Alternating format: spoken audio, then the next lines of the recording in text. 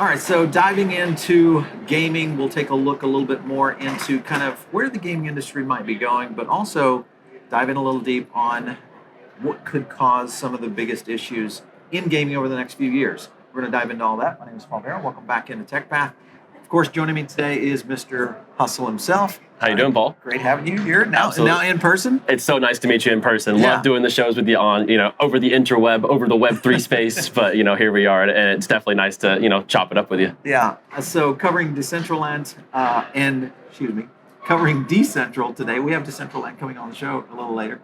But I want to get into a couple of things here with you, Jonny. And first thing is, here at the conference, one of the things that I've noticed is not only from the NFT side of things, but understanding where gaming is really trying to plug into where kind of the economies are going around games themselves. Now, there's two things that I'm looking at the market and I think, hey, listen, gaming looks great. There's a lot of upside to this, but then I look at some of the games that are starting to fall by the wayside. Good quality projects, struggling projects that what I thought would have been by now much more further along. And now what we're realizing is, games are hard. It takes a long time to build these. Right. But more importantly is, can they make it through these dark winters? Yeah. So I want to talk to you about that. Let's get into, first of all, the projects that you think, if you think about it from a year from now, because that's probably going to be the reality of another market really kind of taking off for us, at least in crypto, right, which has such a big relationship. Any projects that you're looking that you feel like maybe withstand this trouble? Just off the top of my head, one that really rings really loudly, and it goes right along with one project that recently actually listed potential runway issues in Star Atlas, which would be Illuvium. So Illuvium, with their NFT land sale, what they did, they raised like $72 million, and it was locked up in their vault for future treasury and future development. So I do think that's very bullish for their ecosystem, and I think they've done a really good job of organically securing the capital needed to pave the way. And Kieran and the team over there have a plan for what they call a 2030 game plan, to have so many different gameplay loops and features out by that time. So I think that like Illuvium's a pretty good staple of like runway, right? Because you want to make sure that these products are going to be able to make it to completion without having to be bought out or go insolvent or run out of money, and then it's just basically a slow rug. We've seen that from some games, and with this FTX crisis, it's starting to be like, it's a real concern, and you need to know what projects are going to make it to the other side. Infrastructure like Polygon, Gala, those projects I think have no problem with runway, but games more specifically, it costs a lot of money and takes a lot of time and devs to make games, and I think people underestimate the cost of that. All right, so to that point, let's take Illuvium for instance. If you look at their gameplay and I think the craft that they've put together in there in terms of quality, it is amazing. The question I have is, even though they've got a good, decent runway, I look at it and I go, man, how long is this going to take to get this game really at full strength and out there starting to kind of make its way through the gaming community? Do you think there's enough of that there with the length that you still see from the Illuvium? Because it's a very complex game, graphic laden, has an economy built around it that's continuing to grow. Yeah. What are your thoughts about that? So I think that what Illuvium has to do is their overworld gameplay, which they just released actual gameplay of, looks really sharp. It's like open world, MMO, complete your own tasks, battle, etc. It's going to have a lot of things that cultivate to different types of gamers. Creature capturers, auto battlers, and then the open world gameplay. I think that they're going to do a lot to bring in and then capture a lot of that market, especially within Web3, right? When Illuvium launches, everyone's going to hop into Illuvium. Sure. It's been so heavily awaited on, and I think that they have a plan to tap into the Web2 gaming markets. It's just a matter of making the onboarding process easy, as Illuvium right now is a very crypto-based onboarding. Yeah, for sure. All right, and we're going to talk about that. I want to talk about fiat on-ramps. We talked to a couple of games yesterday that have really kind of explored fiat on-ramps as a way to get into mass adoption. Whether we see some mass adoption there. Let's get into the bigger framework of gaming in general, because right now we're starting to see games really, if you look at the list, what it was a year ago that we were tracking in our own index. Changed a lot. Oh, it's insane. It's like it's a whole new kid list. A lot of new projects, but at the same time, some of the projects that we thought would be around have started to struggle. All right, and if you look at that and kind of where the future of gaming is going, and you mentioned this earlier, where GameFi really would have its maturity. What's your thought on where the real maturity might be? Yeah, it's really hard to judge, obviously, what the exact timeline is going to be. But when you look at the strategic investments that someone like an Epic Game is making into the space, $2 billion, they already have the biggest IP metaverse in the world underneath their umbrella, which is Fortnite. And I think that they could go ahead and launch an NFT skin and sell it out, no problem. Bingo. Yeah. Fiat on ramp. For and sure. I think that making it as easy to understand as possible into your credit card. If you want to go trade your assets, go online and you can trade your assets. Now, the changing of the guard and projects in the space, I think, is just natural. Yeah. In the gaming sector, games die. Call of Duty has to make a new game every single year, you know. Sure. There's a reason why there's a Gears of War 1, 3, 4. But it feels like some of those never got their chance. Yeah, of course. They're really great talent, great dev studios. Quality was there. I think a lot of people sprung off of Axie. Yeah. And used the economics of Axie, but also launched after Axie. And a lot of those projects, maybe like we talked about, didn't have the runway quite to make the game without the continuation of a bull run. Bingo. And then the bull run stopped. All of a sudden, projects were like, where's our funding going to come in? We aren't getting the volume or the tokens or the NFTs. And then all of a sudden, they don't have the resources to get it done. So I think a bear market could have derailed that. I want to cover a couple more topics with you. We'll get into Facebook here in a second. Make sure and stick around for that one. Also, guys, make sure and smash the like button. If you like these conferences, if you like us to kind of get some of the deep dives, get a lot of the people that we have on the shows, in person, let us know. Just drop in some comments below. Jonny, let's get into a couple of things I look at in terms of the architecture of business. One of the things that gaming companies have to do, at least in the Web3 side, is really build a flourishing economy.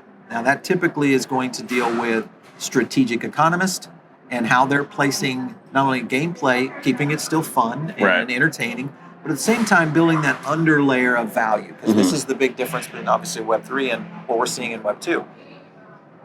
A lot of these projects have not done that. Right. All right, so that's where they fall short. Usually it's in the economy side of things, which usually gives them a lot more capability to run longer, less pressure on that runway, the cash in the bank, treasury, or the Bitcoin. What do you think is going to be the defining factor of companies and projects that make the cut on that for the future? I think economically speaking, it just needs to be as easy as possible. And traditional games, for example, the economic specialists, they don't incentivize you with a token. They incentivize you with weapon camo, skin, a helmet, armor, different stuff like that. It's always been that way. You level up and you unlock something. You don't earn currency in traditional games. And if you do, it's from microtransactions where you buy currency to buy something on the marketplace. So I think that making it just as easy to understand as possible. Why should a gamer have to come in and be like, what's AXS and what's SLP? How do they work together? Multi-token program. Do I need to own both? Yeah, it's a problem that I think, obviously was birthed because of Axie, with what they did with their own economy. They seem to kind of patch on to their economy strategy further into it. Now I get new games they're developing right now. It's mostly dead and it was heads. A brand new industry. Exactly. To their credit. Nobody really knew where this is going. I think now the roadmap is kind of in place.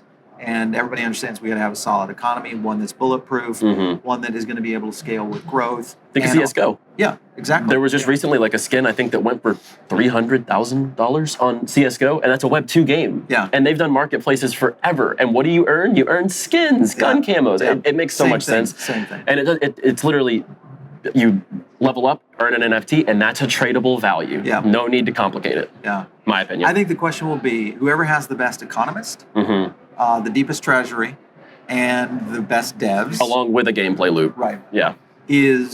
Those if you're looking out there to try to figure out what ones are you going to invest in, what tokens you're going to try to snap up in this bear market, those are the ones I think that really kind of make the cut. Yeah. All right, so let's get into last topic, and that is what Meta is doing. Yeah. And there's a couple of things happening right now. Disney's jumped back in with Iger, his framework. He's been in Genie's. He's been I think his mindset is already set in Metaverse because he was his last act as CEO when he left the first time was to secure up Metaverse IP. I remember that, yeah. All right, so I think his draft of where they're going from a Disney standpoint, very strategic, most likely could guide the entire industry, kind of the dog wagging the tail, or the tail wagging the dog. Yeah.